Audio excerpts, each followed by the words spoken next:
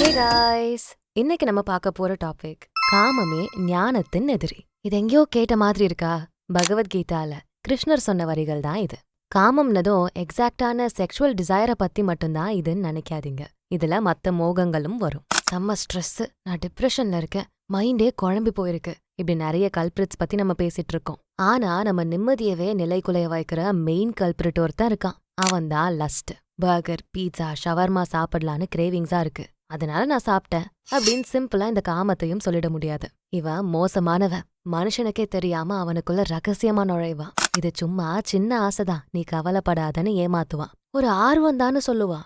Okay, ஏதோ இயற்கையா வர்றதான்னு மனுஷனும் அதை அக்செப்ட் பண்ணிருவான். பட் மனுஷன் உஷாராகிறதுக்கு முன்னாடியே இந்த காமம் பட்டுன்னு அவனோட கவனத்தை ஹைஜாக் பண்ணிரும். அவனோட ஒழுக்கம், நிம்மதி எல்லாத்தையுமே நிலைக்குலைய வச்சிரும். என்னடா இது, எப்படி இதை ஆரம்பிச்சோன்னே தெரியலையே, நாளைக்கு நிறுத்திடுறேன், நாளன்னைக்கு நிறுத்திடுறேன்னு ஜஸ்ட் யோசிக்க மட்டும்தான் செய்யறோம். ஆனா இந்த லஸ்ட்ல இருந்து மீண்டு வர முடியலையேன்னு புலம்ப மட்டும்தான் முடியும். ஆப்ஸை டெலீட் பண்ணி ட்ரிகர்ஸ் எல்லாம் தள்ளி வச்சு என் தியானமே செஞ்சா கூட இந்த எண்ணங்கள் திரும்ப திரும்ப வந்துகிட்டே தான் இருக்கும். கிருஷ்ணர் கூட பகவத்கீதையிலே இதை பத்தி பேசுறதுக்கான ரீசன் என்னவா இருக்கும்? ஸ்கிப் பண்ணாம இந்த பதிவை கேளுங்க.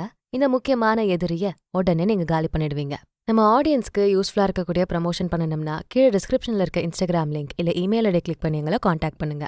ஆல்ரைட், இந்த மனித இனத்தோட மிகப்பெரிய எதிரி காமம் தான். இது மக்களை தூண்டி இந்த அற்ப உலகத்துல பொருளாசையில மூழ்க வச்சிரும். அப்புறம் அதை நம்மளே மறக்க வச்சு நமக்கு நம்மளே பெரிய எதிரியா மாத்திரும். இங்க கிருஷ்ணா காமத்தை பத்தி பேசுறாரு. ஆனா வெறும் செக்ஷுவல் ஆசைகளை மட்டுமில்ல, பேராசை, கிரேவிங்ஸ், தற்காலிகமா கிடைக்கக்கூடிய சுகங்களோட நெருக்கமா இணைஞ்சிருக்கிறது, இப்படி சொல்லிக்கிட்டே போகலாம். காமங்கிறது அட்டாச்மெண்ட்ல இருந்து வர்றதுதான். எனக்கு அழகுதான் முக்கியம், பதவிதான் முக்கியம், பிரபலமா இருக்கிறது தான் முக்கியம்னு நீங்க அது கூடலாம் அட்டாச் ஆயிட்டீங்கன்னா இதுவுமே ஒரு வகையான லஸ்ட் தான்.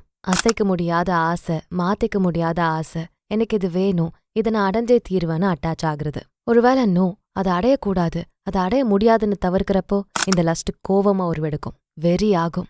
மைண்டு ஃபுல்லா இந்த கோவமும் வெறியும் இருந்தா எதையுமே நீங்க தெளிவா பார்க்க முடியாது. கண்ணா அப்படின்னா நடந்துப்பீங்க. நீங்க யாருன்னே மறந்துடுவீங்க.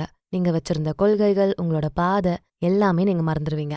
அவ்வளவுதான் உங்களோட புத்திசாலித்தனம், ஒண்ணுமே இருக்காது. நீங்க இதுவரை கத்துக்கிட்டு சேர்த்து வச்சிருந்த ஞானம் தூசி மாதிரி ஆயிடும். பல போராலையும் கூர்மையான வாளாலையும் வீழ்த்தப்படாத தமிழ் அரசர்களும் ஞானிகளும் இந்த கட்டுப்படுத்த முடியாத ஆசைகளால வீழ்த்தப்பட்டிருக்காங்க. ஞானத்தோட அதிக மரியாதை கொடுக்கப்பட்ட மக்கள், வலிமையான மக்கள் எல்லாம் கூட இந்த லஸ்டால எல்லாத்தையும் அழந்திருக்காங்க. நீதிக்கும் நியாயத்துக்கும் ஞானத்துக்கும் பேர் போன பாண்டிய அரசர் ஒருத்தர் மதுரையில நடந்த கோவில் திருவிழால ஒரு தேவதாசி நடனம் ஆடினதை பார்த்ததும் ஆசை வந்துருச்சு. உடனே அவளை அவரோட அரண்மனைக்கு கூப்பிட்டாரு. அவரோட எண்ணம், முடிவுகள் எல்லாமே அவ பக்கமே திரும்பிச்சு. அரசவைய கண்டுக்கல, மக்களோட பிரச்சனைகளை தீர்த்து வைக்கல. அரசவைக்காக மக்களுக்கு வந்த நிதிய கூட அந்த பெண்ணுக்காக மாளிகை கட்ட யூஸ் பண்ண ஆரம்பிச்சாரு. அமைச்சர்கள் அவருக்கு புரிய வைக்க எவ்வளவோ முயற்சி பண்ணாங்க. ஆனா அவர் முழுசா அவளுக்கே மயங்கிருந்தாரு. இங்கதான் எதிரிகளோட கண்ணு இந்த நாட்டு மேல பட்டுச்சு. ராஜ்யமே நில குலைஞ்சு போச்சு. அந்த நாட்டியக்காரி, ஆஹா இங்க ஏதோ ஆபத்து வரப்போகுதுன்னு எஸ்ஆயி ஓடிட்டா. அரசர் உடஞ்சு போனாரு. அசிங்கமா இருந்தது. இந்த காம ஆசைனால என்னோட ராஜ்யத்தை, என்னோட மரியாதையே நான் கெடுத்துக்கிட்டனே அப்படின்னு அவரும் தனிமையிலேயே இறந்துட்டாரு. ரொம்ப சிம்பிள். நம்ம கண்ணை, நம்ம மைண்ட எந்த ஒரு விஷயம் மறைக்குதோ, நமக்கு ஆபத்தை தருதோ, அது எல்லாமே லஸ்ட் தான். இந்த காலத்துல லஸ்ட்ங்கிறது பல ரூபத்துல இயங்கிட்டு இருக்கு. விரலு கையெல்லாம் வலிச்சாலுமே ஸ்க்ரால் பண்ணிக்கிட்டு இருக்கோம். ரொமான்டிக் ஃபேண்டசிஸ்ல பொய்யான உலகத்துல மூழ்கி கிடக்குறோம். ஆன்லைன்ல பாக்குற எல்லாத்தையும் பார்த்து உணர்ச்சி வசப்படுறோம். ஷார்ட் ரீல்ஸ், ஷார்ட் வீடியோஸ்னு பார்த்து ஒரு 5 நிமிஷம் வீடியோ கூட முழுசா பார்க்க முடியல. ஸ்னாப்சாட், ஃபோன் கேம்னு ஃபில்டர் போட்டு பொய்யான அழகல மூழ்கி இருக்கோம். தெரியாதவங்க கிட்ட பேசுறது, பழகுறது, வாண்டடா பிரச்சனைல மாற்றுறது, யாரையோ பத்தி, பொய்யான ஒருத்தரை பத்தி யோசிச்சு பொய்யான ஃபேண்டசி உலகத்துல வாழறது, இதெல்லாம் நார்மல் நினைக்கிறோம். ஆனா இதனால வேஸ்ட் ஆகுறது உங்க நேரம், உங்க எனர்ஜி, உங்க உறவுகள் தான். உங்களோட வேலைகள் எல்லாம் மறந்துடும். இலக்குகள் எல்லாம் காணாம போயிடும். தெளிவுங்கிறதே இல்லாம போயிடும். அதிகமான கிரேவிங்ஸ், செக்ஷுவல் டிசையர்ஸ், ஆசைகள் கண்ணு மறைக்கிறது, இதெல்லாமே நம்ம கவனத்தை சிதறடிக்கும். எல்லாமே இப்பவே வேணும், இந்த நிமிஷமே வேணும், டிலே ஆகவே கூடாதுன்னு தோண வைக்கும். உங்களால உங்களையே கட்டுப்படுத்த முடியாது. தன்னம்பிக்கை கொஞ்சம் கொஞ்சமா குறையும். உங்களால சாதாரணமா வேலை பார்க்க முடியாது. ச்சே, நான் ஏன் இப்படி பண்ணேன், ஏன் இப்படி நடந்துக்கிட்டேன்னு ஷேமா ஃபீல் பண்ணி நம்மள நாமளே வெறுக்க ஆரம்பிச்சிருவோம். உங்க மூளைய நீங்க ட்ரெயின் பண்ணிக்கிட்டு இருக்கீங்க. ராவணன் சீதை மேல பைத்தியமா இருந்தான். சீதைய கடத்திட்டு வந்தான், அவனோட நாட்டுல வச்சிருந்தான். ஆனா அதுவே அவனோட அழிவுக்கு காரணமா இருந்தது. அவனோட ஆசைகளை கட்டுப்படுத்தி இருந்தா அவனோட பலத்தை வச்சு சிறந்த அரசனா நாட்டை ஆண்டு இருக்கலாம். விஸ்வாமித்திர முனிவர் தன்னோட தியான நிலையில இருந்தப்போ அதை கெடுத்து விடுறதுக்காகவே மேனகா அனுப்பப்பட்டா. அனுப்பி வச்சது இந்திரன். மேனகையோட அழகுல மயங்கி ரொம்ப நேரம் ஆன்மீகத்திலிருந்து விலகி இருந்தாரு விஸ்வாமித்திரர். சோ மனுஷனோட ஆசைகளை தூண்டுனா அவன் வச்சிருந்த ஸ்ட்ராங்கான இலக்கையும் அழிச்சிட முடியும். கிங் டேவிட், இவரை பத்தி பைபிள்ல அதிகம் சொல்லிருக்காங்க. தன்னோட படையில இருக்க வீரரோட மனைவி பத்ஷேபா குளிச்சிட்டு இருந்தத டேவிட் பாத்துடுறாரு. ரொம்ப ஆசை, அவளை அடைஞ்சே ஆகணுங்கிற ஆசை அதிகமா இருந்தது. உடனே அவ வீட்டுக்கு போய் அவ கூட ஒன்னா இருந்துட்டாரு. எங்க இவளோட புருஷன் வீட்டுக்கு வந்தா மாட்டி போமோ, இல்ல பின்னாடி தெரிஞ்சா பிரச்சனை ஆயிடுமோன்னு சூழ்ச்சித்தனமா யோசிச்ச டேவிட் பத்ஷேபாவோட புருஷனை போர் படையில முதல் லைன்ல நிக்க வச்சாரு. அவர் நினைச்ச மாதிரியே அந்த போர்ல அவளோட புருஷன் இறந்துடுறாரு. தன்னோட அஃபேரை மறைக்கிறதுக்காக டேவிட் பண்ண இந்த வேலைதான் அவருக்கும் அவரோட குடும்பத்துக்கும் பல சோதனைகளுக்கு காரணமா இருந்தது. இப்படி லஸ்ட்ங்கிற காமமும் கண்மூடித்தனமா நடந்துக்க வைக்கிற ஆசைகளும் தான் மனுஷனோட மிகப்பெரிய எதிரியாவே இருக்கு. சாதாரணமான எதிரி நம்மள காயப்படுத்த நினைக்க மாட்டான். அதுவே நம்மளோட மிகப்பெரிய எதிரி நம்மள காயப்படுத்துறதுக்கான சின்ன கேப் கிடைச்சாலும் பெஸ்டா யூஸ் பண்ணிப்பான். ஏன் வாழ்க்கை முழுக்க காயப்படுத்தினாலும் அவனுக்கு ஓகே தான். அதான் இந்த காமம். நார்மலா ஒரு ஆபாச படத்துக்கு அடிக்ட் ஆயிட்டாலே ரொம்ப கஷ்டப்பட்டு அதுல இருந்து மீண்டு வெளியே வந்தாலுமே பழைய நினைவுகள் அழிக்கப்படாம படாத பாடுபடுறாங்க மக்கள். வெளியே வந்துமே அந்த படங்களெல்லாம் எங்க மைண்ட்ல ஓடிக்கிட்டே இருக்கு, மறக்க முடியல, திரும்ப திரும்ப ட்ரிகர் பண்ணுதுன்னு கஷ்டப்பட்டுக்கிட்டு இருக்காங்க. சோ ஈவன் நம்ம எதிரிக்கிட்ட இருந்து கடந்து வந்தாலுமே அவனோட தாக்கம் நமக்குள்ள இருக்க மாதிரி பண்ணிடுறான். அந்த அளவு கொடூரமான எதிரிதான் இந்த லஸ்ட். இது அந்த நொடியில சொகத்தை கொடுக்கும். அந்த நொடி சொகத்துக்கு நம்மள அடிக்ட் ஆக வச்சு காலத்துக்கும் கஷ்டத்தை கொடுக்கும். புரிஞ்சுக்கிறவங்க ஓகே, புரியாத மக்களை எப்படி ஃபீல் பண்ண வச்சிடும்னா எதுக்குடா நம்ம இவ்ளோ கஷ்டப்படுறோம், என்னதாண்டா காரணம்னு நமக்கே புரியாது. அந்த அளவுக்கு நம்மள மயக்கிடும், மறக்கடிச்சிரும். இந்த காமத்தை செக்ஷுவல் டிசைரா மட்டும் சொல்லல, எல்லா வகையான அடிக்ஷனையும் தான் சொல்றாங்க. நம்ம கையில இருக்க போன் கூட ஒரு வகையான லஸ்ட் தான். போன் இல்லாம இருக்க முடியல, அந்த போனுக்காக என்ன வேணாலும் பண்ணுவீங்க அப்படின்னா இதுவும் லஸ்ட் தானே. போதை இல்லாம என்னால இருக்க முடியாது, சிகார் இல்லாம என்னால இருக்க முடியாது, இதெல்லாமே லஸ்ட் தான். ஒரு பொண்ணு கூட நெருக்கமான செக்ஷுவலான உறவு இல்லாட்டாலுமே அந்த பொண்ணு இல்லாம என்னால இருக்கவே முடியாதுன்னு மூழ்கி போயிருந்தா, அந்த பொண்ணு கூட அட்டாச் ஆயிருந்தா அதுவுமே லஸ்ட் தான். எந்த ஒரு விஷயம் உங்க இலக்குகளை, நீங்க அடைய வேண்டிய வெற்றிகளை அடைய விடாம தடுக்குதோ, உங்க கண்ணை மறைக்குதோ, அதெல்லாமே லஸ்ட் தான், காமம் தான். உங்களை வேலை செய்ய விடாம தடுக்கிற போன் கூட லஸ்ட் தான். எப்படி இந்த லஸ்ட்டுக்கு நம்ம அடிமையாகாம இருக்கிறது? உங்க மைண்டை யூஸ் பண்ணுங்க. மைண்டுக்கு மிகப்பெரிய சக்தி இருக்கு. உங்களோட புலன்கள், ஆசைகளுக்கு மோகம் கொள்ளக்கூடாது. அது கேட்கறதெல்லாம் நீங்க கொடுத்துக்கிட்டே இருந்தா நீங்க நினைச்சபடி அது நடந்துக்காது. லஸ்ட தூண்டுற மாதிரி எது இருந்தாலும் அதை தவிர்க்க பாருங்க. செக்ஷுவலா ஆபாச படங்கள் பக்கம் மூழ்கி இருந்தா அதை பார்க்க தூண்டுற எல்லா அக்கவுண்ட்ஸ், வெப்சைட்ஸையும் பிளாக் பண்ணிடணும். இனி ஆக்சஸே இல்லாத மாதிரி பண்ணிடணும். எல்லாம் தூங்கினதுக்கு அப்புறம் லேட் நைட்ல போன் யூஸ் பண்றது தவிர்த்துக்கணும். போன்ல மூழ்கி இருக்கிறது, போதையில மூழ்கி இருக்கிறது, இப்படி எந்த வகையான லஸ்டா இருந்தாலும் முதல்ல எது தூண்டுதோ அந்த தூண்டுதலை தவிர்க்கணும், அந்த தூண்டுதலை தடுக்கணும். இதை கொடுக்க தான் இன்னும் மோகங்கள் அதிகமாகும். சோ முடிஞ்சளவு கேட்கறத கொடுக்காம ஸ்ட்ரிக்டா மைண்டை கட்டுப்படுத்த பாருங்க.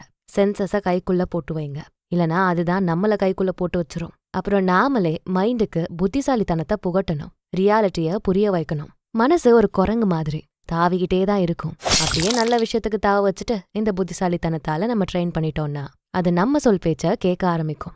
தினமும் தியானம் செய்ய ஆரம்பிங்க. ரிலாக்ஸ் ஆகுறதுக்காகன்னு இல்லாம டிசிப்ளினோட இருக்கிறதுக்காகன்னு நீங்க தினம் தியானத்தை பயிற்சி செய்ய ஆரம்பிக்கணும். உங்களோட கிரேவிங்ஸ் எல்லாம் மண்டையில தட்டி உட்கார வச்சுட்டு மூச்சு பயிற்சியை பண்ண ஆரம்பிங்க. அப்படியே ரூட்டை மாத்தி நல்ல பக்கமா யூஸ் பண்ண பாருங்க. எப்பெல்லாம் கிரேவிங்ஸ் வருதோ அப்பெல்லாம் மூச்சு பயிற்சி பண்ணுங்க. அப்படியே டிசிப்ளின் உருவாக ஆரம்பிக்கும். ரொம்ப ஆசை தூண்டப்படுறப்போ, காம மோகம் அதிகமாகறப்போ அதை உடனே ஒரு டைரி எடுத்து நோட் பண்ண ஆரம்பிங்க. இதாலெல்லாம் என்ன ஒன்னும் செய்ய முடியாது, எப்படியோ நான் தான் ஜெயிச்சுக்கிட்டு இருக்கேன், இப்படி எழுதுங்க. என்ன தோணுது, ஏன் தோணுது, எப்போ தோணுது, இப்படி எல்லாத்தையும் எழுதணும். அப்பதான் நெக்ஸ்ட் டைம் அதை ஈஸியா தோக்கடிக்க முடியும். அண்ட் அடிப்படையான ஒரு விஷயத்த புரிஞ்சுக்கங்க. நீங்க யாரு, உங்க நோக்கம் என்ன? உடல் சுகத்துக்காக ஓடுற ஆளா, இல்ல கிரேவிங்ஸால மைண்ட தொலைச்சிட்டு நிக்க வேண்டிய ஆளா? நீங்க ஒரு மிஷனோட இயங்கிட்டு இருக்க ஆன்மா. ஒவ்வொரு ஆன்மாவும் இந்த உலகத்துல இருக்கிறதுக்கு ஒரு நோக்கம் இருக்கு. ஒரு மிஷனை அடையிற வர அந்த ஆன்மாவோட பிறப்பு பூர்த்தி அடையாது. உங்களை நீங்க ஒரு பர்பஸோட இணைச்சுக்கிட்டீங்கன்னா நீங்களே சில விஷயங்களை உருவாக்குறது, மத்தவங்களுக்கு ஹெல்ப் பண்றது, உன்னை கட்டமைக்கிறது, இப்படி ஒரு பர்பஸை நீங்க உருவாக்கிக்கிறப்போ இந்த லஸ்ட்ங்கிறது தேவையே இல்லாத அற்ப விஷயமா மாறிடும். பாரதியார், அப்துல் கலாம், காந்தி இவங்கெல்லாம் ஒரு நோக்கத்தோட செயல்பட்டாங்க, உலகத்தை மாத்துனாங்க. அவங்களோட வாழ்க்கைய அற்ப ஆசைகளை, மூழ்கடிச்சுக்களை, வீணாக்கல. அவங்களால முடிஞ்சளவு ஒரு பர்பஸை உருவாக்கி அதை நோக்கி தன்னோட வாழ்க்கைய அமைச்சுக்கிட்டாங்க. இப்படிதான் நாமளும் மாத்தி யோசிக்கணும். அப்பதான் இந்த லஸ்ட வேரோட அழிக்க முடியும். ஒரு தொழிலதிபர் தன்னோட சாம்ராஜ்யத்தை கட்டமைக்கிறதுக்காக ஆபாச படங்கள்ல இருந்து முழுசா வெளியே வந்தாரு. அதுவும் கடுமையா முயற்சி பண்ணி. 32 வயசு தொழிலதிபர் ஒரு பாட்காஸ்ட்ல பேசுறாரு. நான் ஒரு ஸ்டார்ட் அப் பிசினஸ் ஆரம்பிச்சேன். ஆனா அதுல எனக்கு தோல்வி மட்டும்தான் கிடைச்சது. ஃபண்ட் இல்லாததுனாலயோ போட்டினாலேயோ இல்ல, ஆபாச படங்களுக்கு அடிமையாகி இருந்ததுனால. என்னோட அருமையான காலை வேலையை நான் கொன்னுட்டேன். காலையில எழுந்துக்கும் போதே சோர்வாதான் எழுந்துப்பேன். என்னோட தன்னம்பிக்கை சுக்குநூறா உடைஞ்சது. இதான் லாஸ்ட், இதுக்கு மேல நான் ஆபாச படம் பார்க்க மாட்டேன். இப்படி ஒவ்வொரு நாளும் சொல்லியே தினமும் நான் பார்த்துக்கிட்டே இருந்தேன். இது ஒரு சுழற்சியாவே நடந்துகிட்டே இருந்தது. நான் இதுல இருந்து மீண்டு வந்தது மிகப்பெரிய விஷயம். வெறும் தெரப்பி மட்டும் செஞ்சு நான் இதுல இருந்து வெளியே வரல. தினமும் நான் டிசிப்ளினோட இருந்தேன். தியானம் பண்ணேன், மூச்சு பயிற்சி பண்ணேன், ஜேர்னலிங் பண்ணேன்.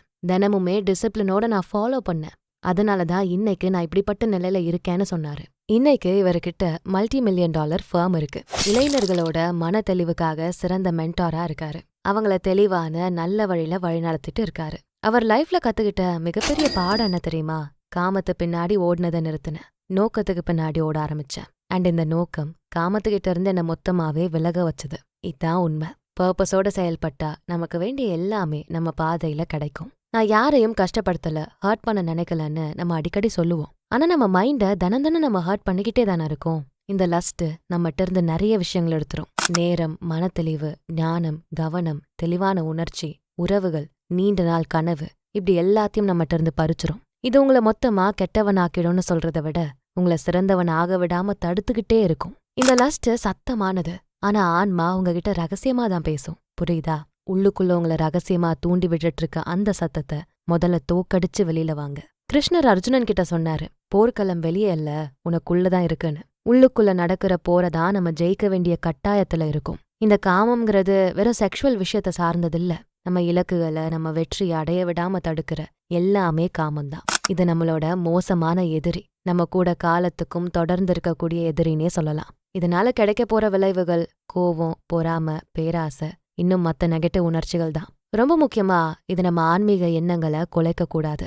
ஒரு நெருப்ப மறைக்கிற புகை மாதிரி, கண்ணாடிய மறைக்கிற தூசி மாதிரி, குழந்தைய மறைச்சு வைக்கிற கர்ப்பப்பை மாதிரி இந்த லஸ்டும் நம்மளோட உண்மையான ரியாலிட்டிய மறைச்சிரும். வெளிச்சத்துக்கான பாதைய மறைச்சிரும். நம்மளோட புலன்களை அடக்கி தர்மத்தையும் கடமையையும் பின்பற்றணும்னா இந்த லஸ்ட் எல்லாம் ஒரு விஷயமே கிடையாது. அதுவே பலவீனமாயி மறைஞ்சு போயிடும். சோ உங்ககிட்டயே கேட்டுக்கங்க, உங்க புலன்கள் மூலமா நீங்க வழிநடத்தப்படணுமா, இல்ல நீங்க உயர்ந்து உங்க ஞானத்தை செதுக்கி உங்க புலன்களை நீங்க வழிநடத்தணுமா?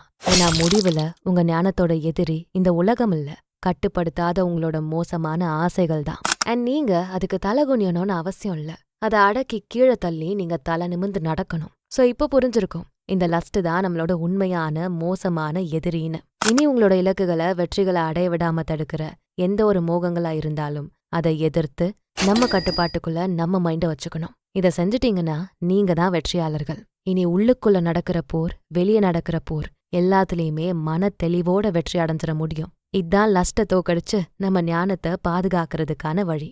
இதை நீங்க ஏற்கனவே புரிஞ்சு நடந்துகிட்டீங்க, இதனால ஆல்ரெடி பலன்களை அடைஞ்சிருக்கீங்கன்னா கமெண்ட்ஸ்ல சொல்லுங்க. எல்லாருக்கும் ரொம்ப பயனுள்ளதா இருக்கும். இந்த வீடியோ உங்களுக்கு பிடிச்சிருந்தா இதுக்கு ஒரு லைக்கை போட்டுட்டு உங்க ஃப்ரெண்ட்ஸ் அண்ட் ஃபேமிலிக்கு ஷேர் பண்ணுங்க. நம்ம channels beyond the ordinary and body and soul Tamil ரெண்டுத்துக்கும் சப்ஸ்கிரைப் பண்ணிட்டு பெல் ஐக்கானை அழுத்திருங்க. நான் உங்களை அடுத்த வீடியோல பார்க்கறேன். நன்றி.